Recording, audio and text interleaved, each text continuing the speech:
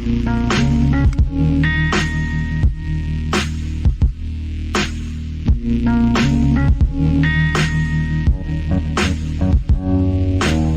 to Doctrine and Devotion, a podcast that explores Christian faith and practice from a Reformed Baptist perspective. My name is Joe Thorne. I'm the lead pastor of Redeemer Fellowship in St. Charles, Illinois. And I'm Jimmy Fowler, executive pastor at Redeemer Fellowship. Mm-hmm. And I'm Krista McDunn, moderately dressed, part-time podcast gal.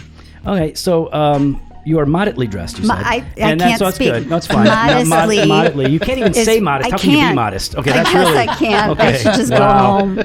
And you are a... licensed professional counselor. All right, yeah. All right. You should always put that out there. Let people know. I know. I forget. Know. I don't think to say it. That gives you credibility. You're not just some I'm just some doofus chick that's on the podcast.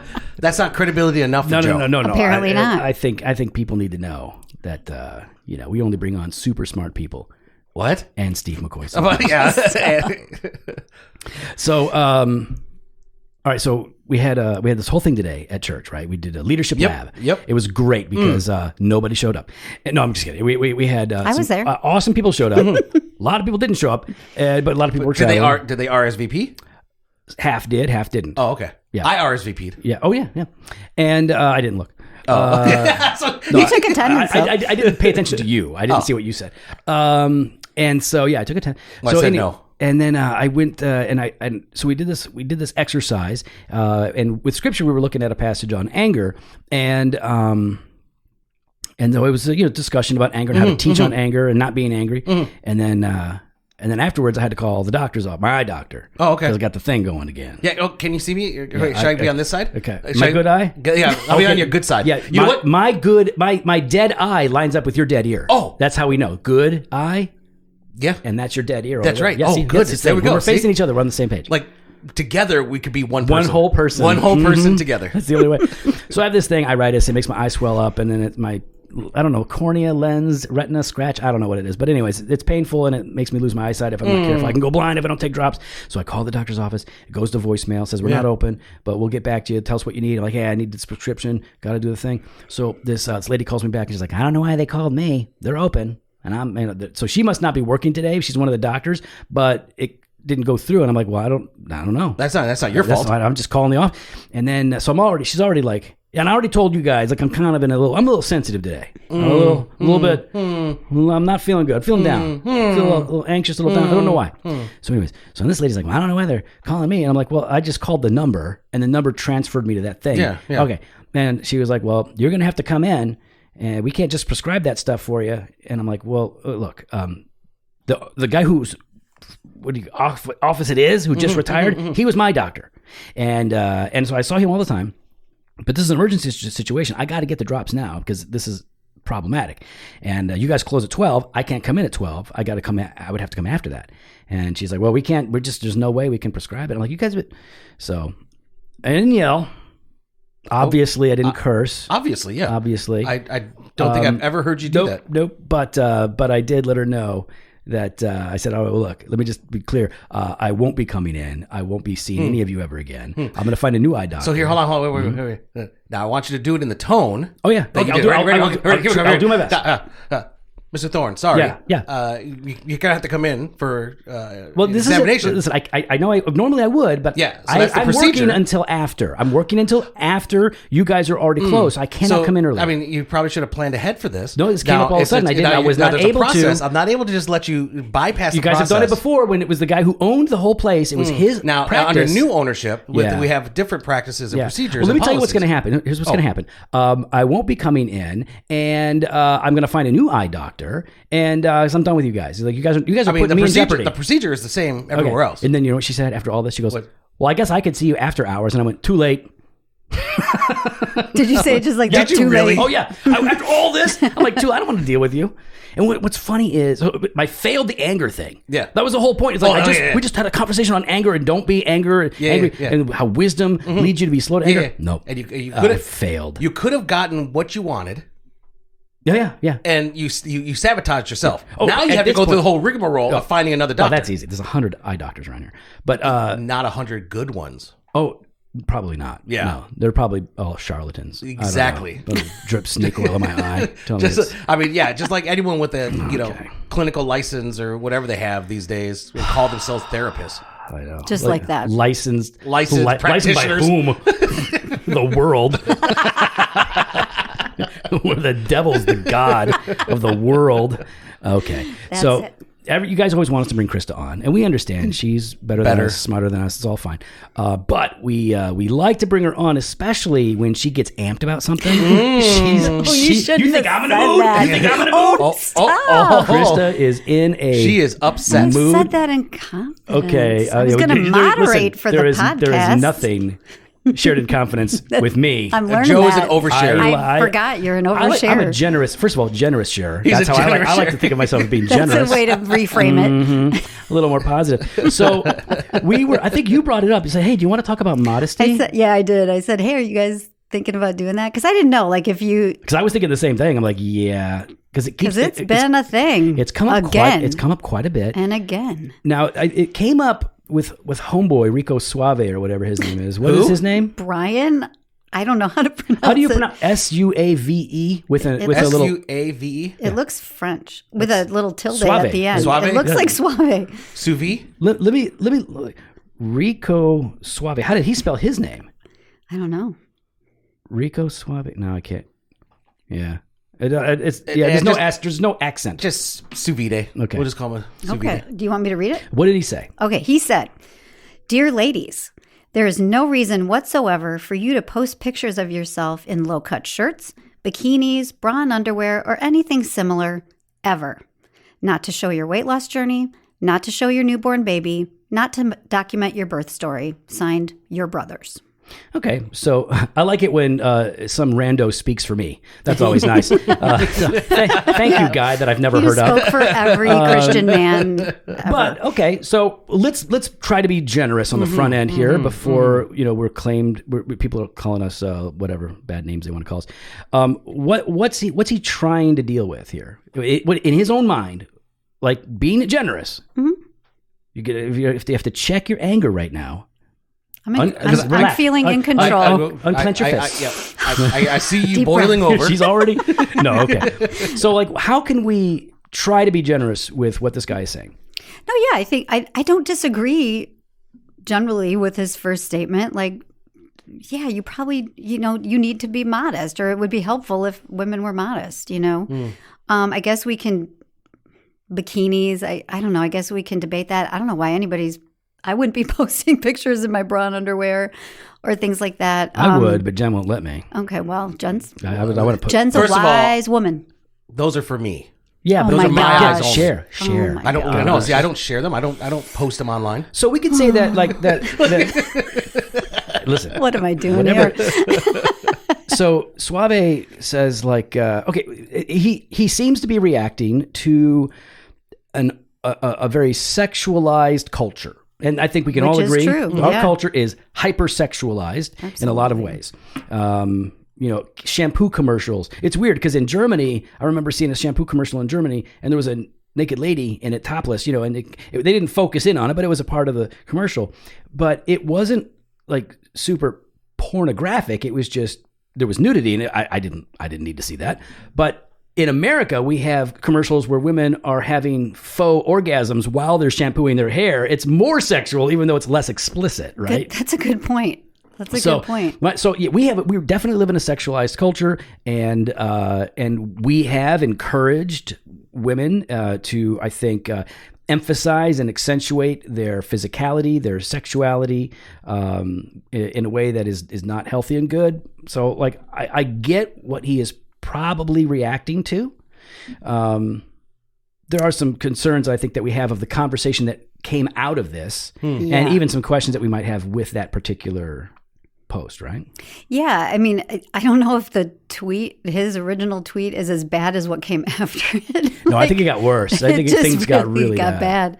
But yeah, I think you're right. I think he's probably responding to the fact that, yes, our culture is hyper-focused on this. Also, you kind of touched on it, that I think there's a message to women now to use sexuality as empowerment, So yeah, some of the music that's out there and things like that, and so yeah, I think a lot of women are getting on this bandwagon of like, yeah, now I'm going to do this, because maybe they wouldn't have before, but now it's like a new wave of feminism or something, like an additional. Yeah, well, it takes different forms. But anyway, feminism, yeah. So that's definitely out there. But then I think the second part where he's like, not to show your weight loss journey, not to show your newborn baby, not to document your birth story. Okay. Yeah, this is what's weird, That's right? where it took a little weird twist, I think, in a way. So there are different contexts in which clothing or the amount of clothing that is used is appropriate or inappropriate, right? And we all know this.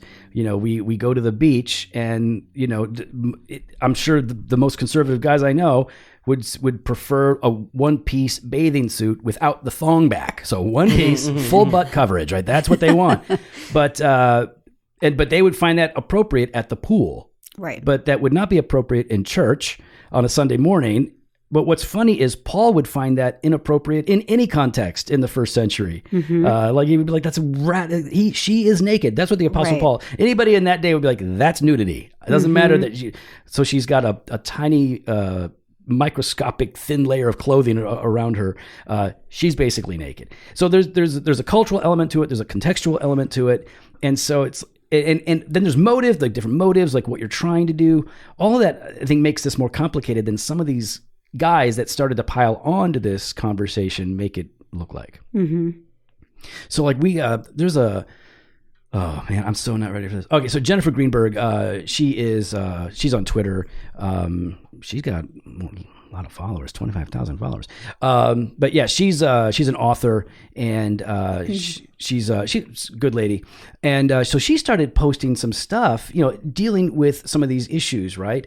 And challenging some of the things that were being said. And then these guys started coming after her, like calling her names, assuming the worst about her, speaking to her in a way that you should not speak to any woman under any circumstances.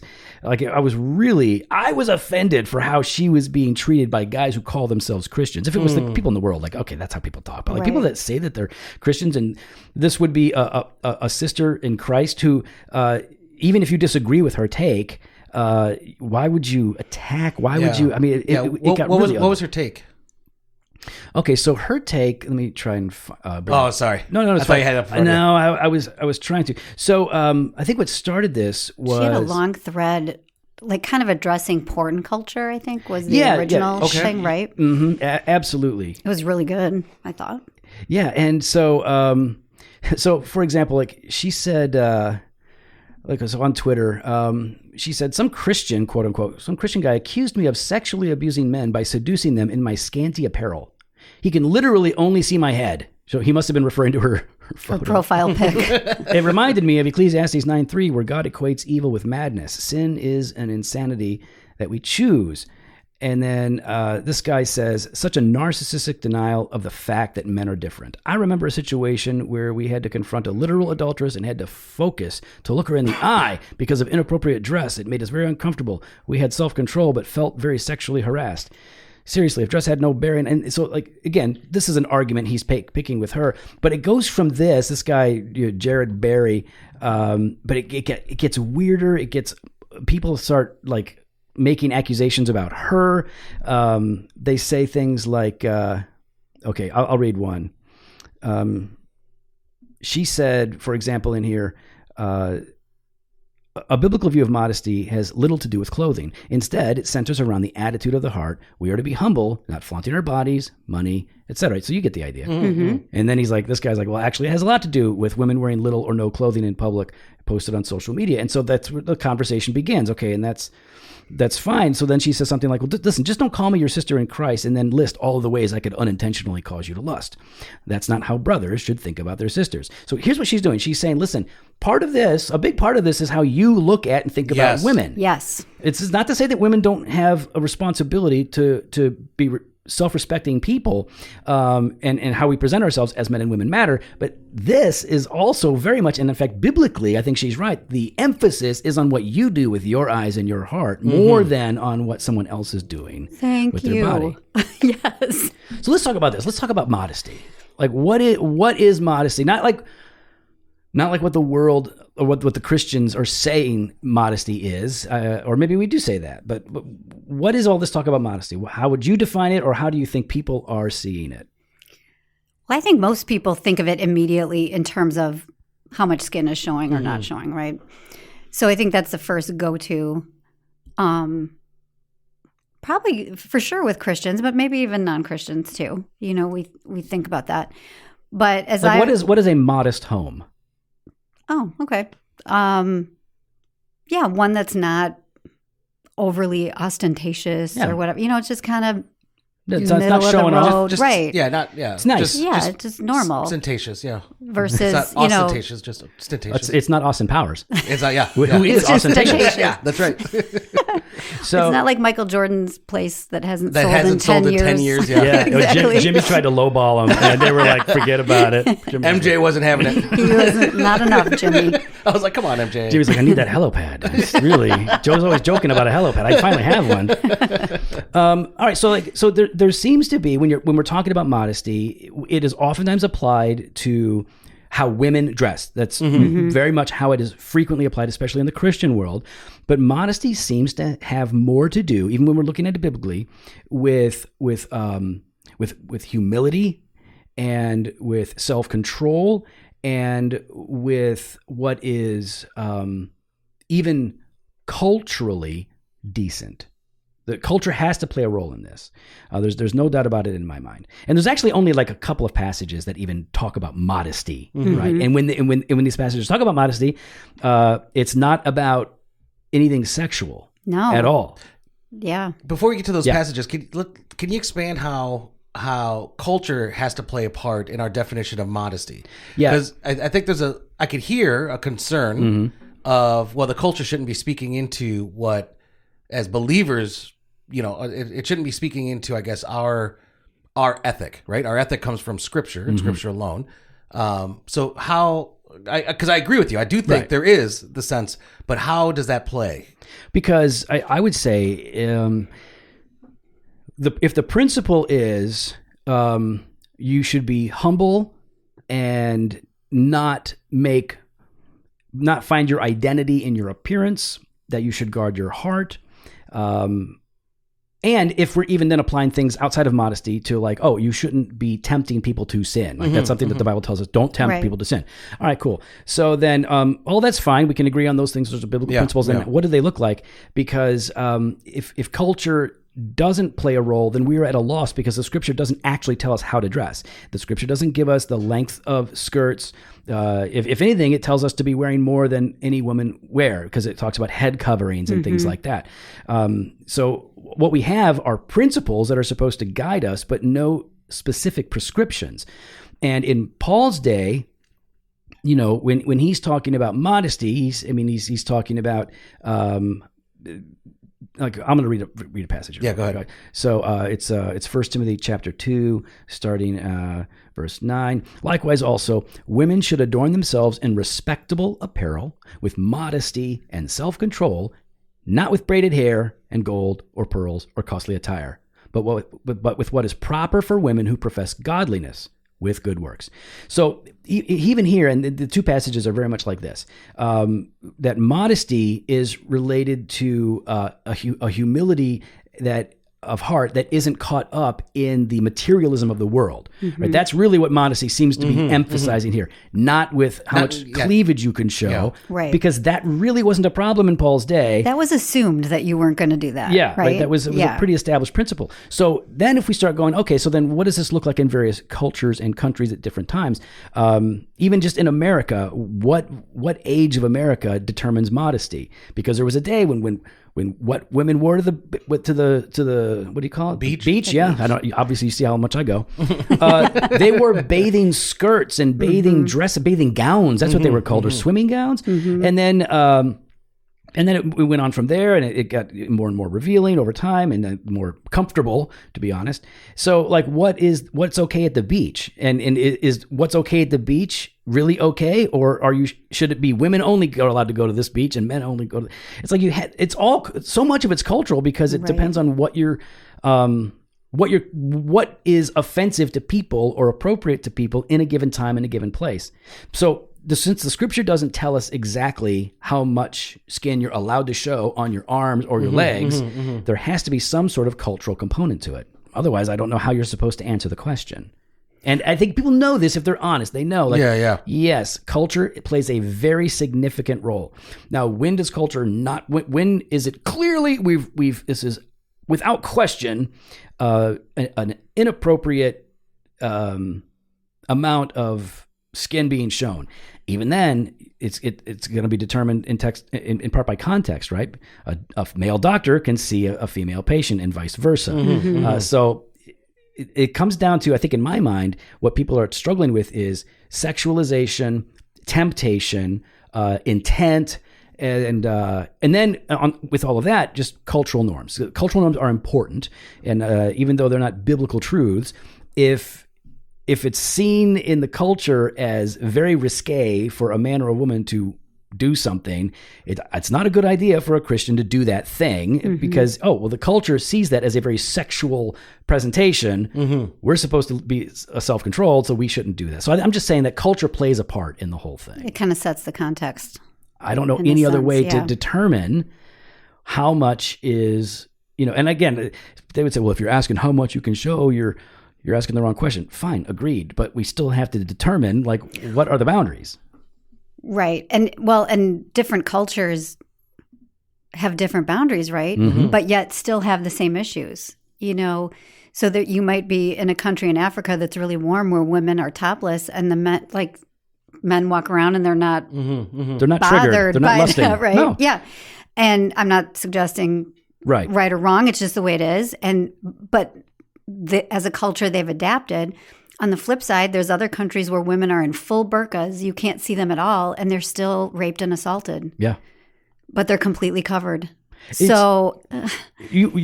listen. The emphasis on all of this is controlling yourself, and so like for Suave to like say, hey, women, stop showing these pictures.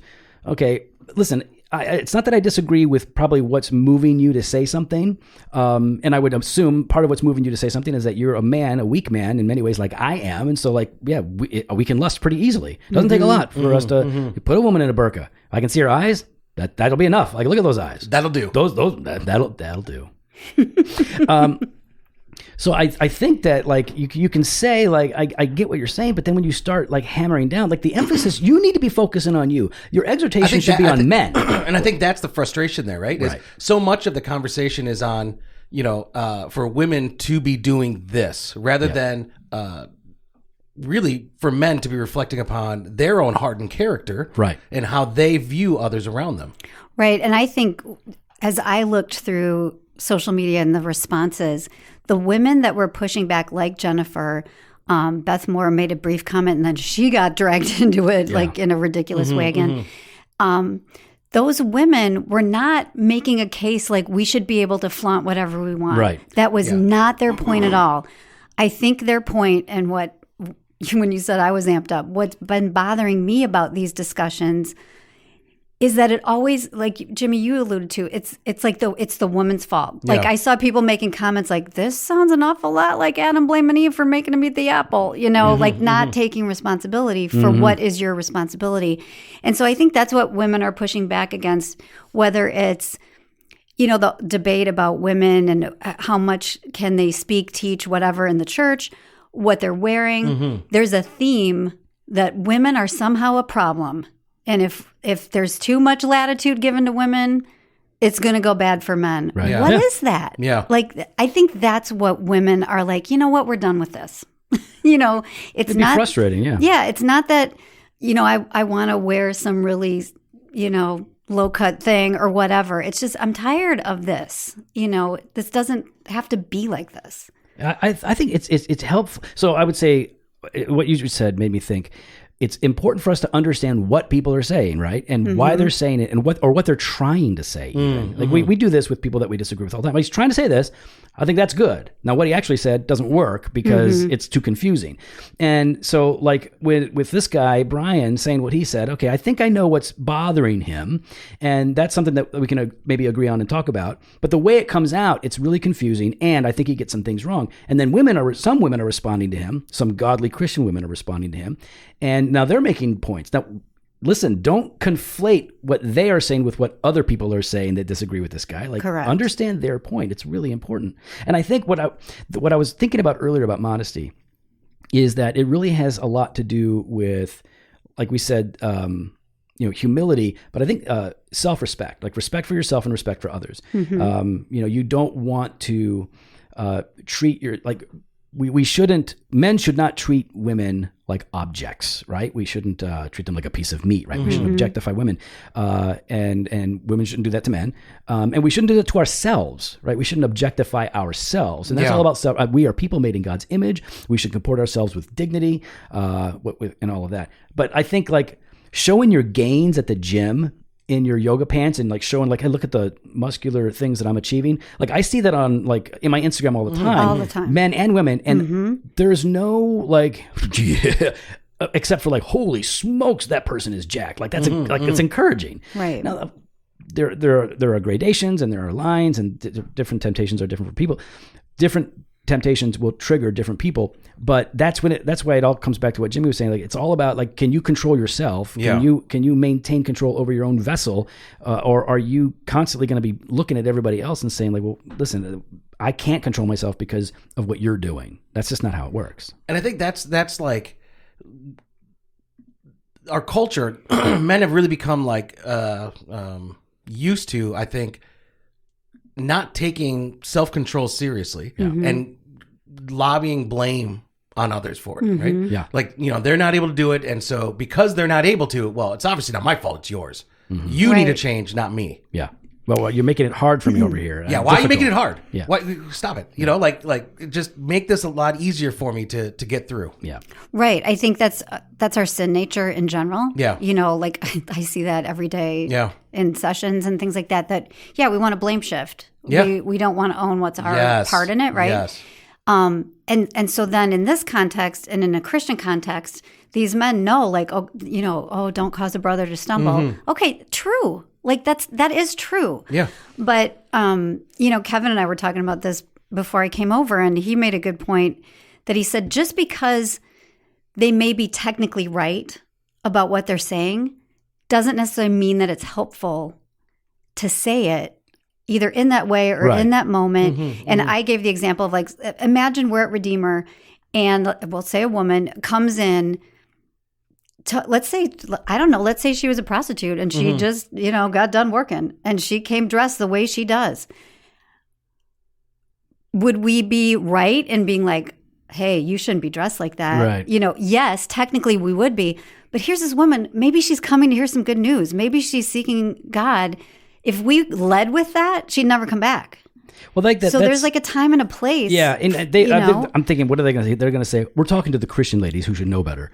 Okay, but the principle is still the same. How you approach things, how you approach people has a big determination on how they receive it. Absolutely. And if you're ham-fisted and inarticulate, then but think you're dead on, then it's not going to work very well. Right. Also, like I'm a big believer in, yes, you have. Men have a right to speak to women. Women have a right to speak to men. And I see women calling out men. Men can call out women. Like that's fair is fair. We're all allowed to do that. But nevertheless, in terms of strategy, I tend to we spend most of our time calling out people in our group. So we call out men more than we call out women. We call out Baptists more than we call out Presbyterians. We call out Reformed people more than we do Arminians, and so on.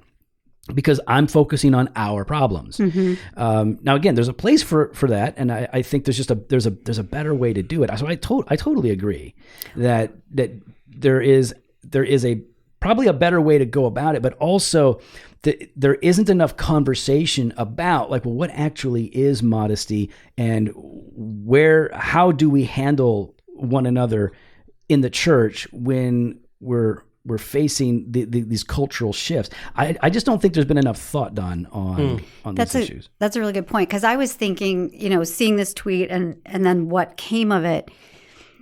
Okay, first of all, social media is not the place to make these corrections, right? It's just not.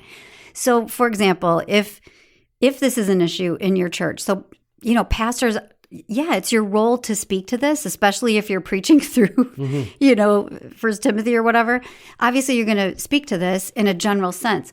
But if there is a particular woman, let's say, or a man, you could go either way for different reasons, that isn't behaving in a modest fashion, yes, that person, you can talk to them, but probably having someone of the same sex have that conversation is probably more appropriate, right? I mean, so if I were dressed inappropriately, Joe, it may be better if you said, hey, Jen, would you talk to Krista? Or is there another elder woman in the church that might, Yeah. So using those kind of strategies, because then it takes, I would think that would be an embarrassing conversation for you guys. It would be embarrassing for the woman to hear it. And you want there to be a change. If change is needed, you want there to be one. Yeah. And I can't help but think when Suave put up this post and it's like, dear ladies, there's no reason whatsoever. He's not changing anybody's. He has to know that is just for attaboys. That's for people on your team to go, yes, that you're looking for amens more than you're looking to change somebody's mind. Because there's no way you think. I have a hard time thinking, at least I would never think this kind of a confrontational tweet is going to change somebody's mind. My goal is to move, to move the heart. That's what I want to see happen. So I just don't think. So I don't know how much time we have, but I wanted to ask you a question about how men and women deal with each other in the midst of temptations. I guess what I'm getting at is this. I don't know how to articulate it. What is a temptation for one person is not a temptation for another, right? So somebody walking around in a tight outfit might really trouble somebody else, trouble one person, but it doesn't even register on another guy. Right. So there's a wide variety of differences in the way that we're made up. Is there how would you counsel somebody who's saying, okay, I'm not even blaming the person for what they're doing, but every time I'm around them, I'm really struggling. What do you say to somebody who just is socially caught in a situation and they don't know what to do? Because I know what I would say as a pastor. I'm just curious if you would have particular counsel for them. Yeah, it depends on, I guess I would need to know more details in terms of the context, but if they could not, for example, if social media is problematic for you, get off. Yeah. That seems simple, right? Because social media is kind of the definition of immodesty. It's a place to brag about stuff, right? Whether you're promoting things, whatever. Social media is all about not being modest, not being humble. Yeah. So if that's a stumbling block, get off. That would be my first thing. If it's in the context of a personal relationship, that gets more sticky. And so, you kind of have to unpack that. Maybe it involves a conversation with that other person, if that can happen, and not be weird. You'd have to have a certain kind of relationship to have that conversation. Probably. Yeah, but So I think it really depends on the context, but it might involve having a personal conversation. It might involve that person maybe you don't have a conversation with that other person, but maybe if it's a guy, maybe you get with other guys that can help you with that. And because as a woman, I may not see it the same way. I may not understand it. I guess I would want to push back with the men to say, push back toward the men, push back on these guys, to say, look, man, if you're having a hard time living in the world, I don't know what to tell you, because it's going to get worse. It's not going to get more conservative. It's not likely to anyways. So you need to learn self-control, and more to the point, you need to learn how to look at women as people made in God's image. So, okay, so let's say that there is some woman who is sexualizing herself in a clear way to, whatever, to get attention. Then, okay, well then it's your job to worry about you. Yeah. and to discipline yourself, to discipline your eyes, to discipline your heart. That's on you. But like, so again, if I don't see a real problem in the church, I'm not seeing this epidemic of women, naked women. I'm just not seeing like naked Christian women. That's not a thing that I've encountered. I don't know. I'm not saying he's looking for it, but I'm just not looking for it. And now, unless he's talking about like a woman breastfeeding or something like that, like, which to me is like a zero. It's like that's a woman feeding a child. I think he's talking about like the Instagram posts of like I think you mentioned like birth stories, things like that, like, which to me is like, that's not sexual. That's not sexual in any way, shape, or form. This is what I was thinking. So it's if anything, it's beautiful or gross. It's one of those it's one of those two. Right. It depends on the filter. That helps. The filter helps. The filter really helps. There's a picture that we have when Ian was not firstborn, but that day where, you're doing the skin to skin or whatever. Mm-hmm. So he's on my chest and I have the gown pulled up a little bit so you can see my shoulders or whatever. There is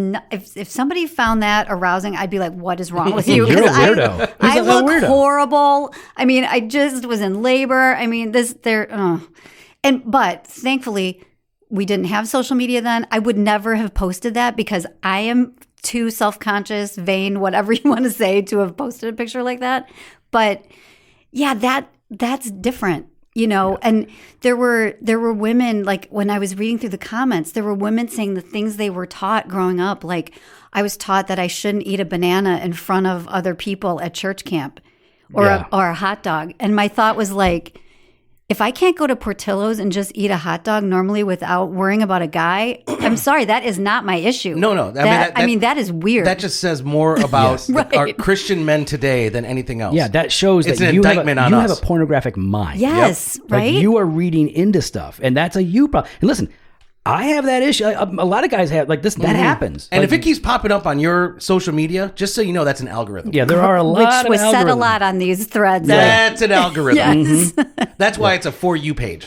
Yeah, listen, on TikTok, I love my TikTok because it's all jokes and people getting in fights. That's pretty much the whole thing.